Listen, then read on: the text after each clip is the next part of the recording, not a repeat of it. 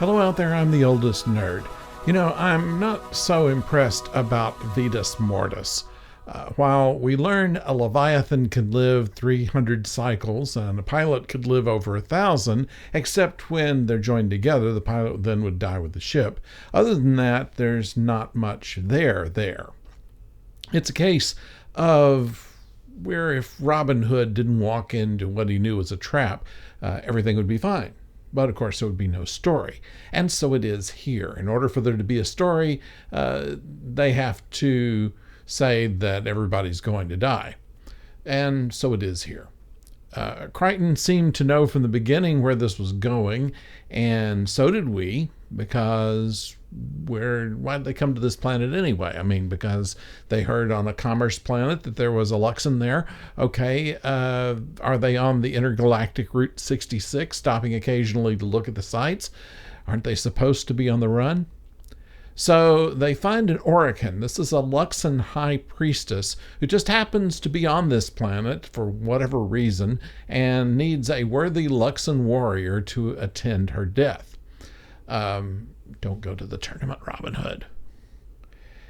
Impressed with Dargo's powerful something, she decides to do the de-aging ritual instead of the death ritual without telling anybody while they're doing it.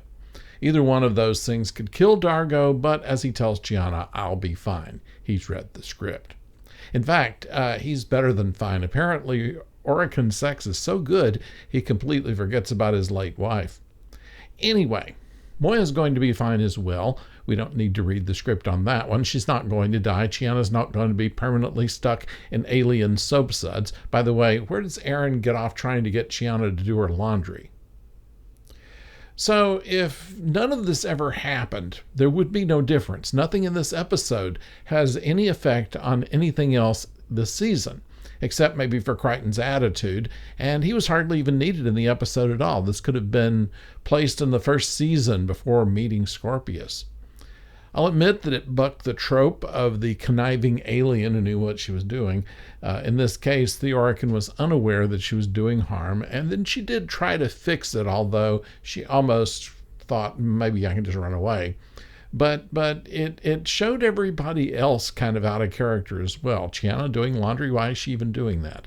Aaron returning to this shoot first, ask questions later peacekeeper that went away in the first half of the first season. Come on, guys. So I wouldn't say it's a bad episode, but after so many good ones, I know they could have done better than this one. Anyway, please join me and Professor O. We're going to go back to the 50s sci-fi classic, It Came from Outer Space. That's going to be this Thursday. Meanwhile, thanks for watching, and don't forget to subscribe, and don't go far.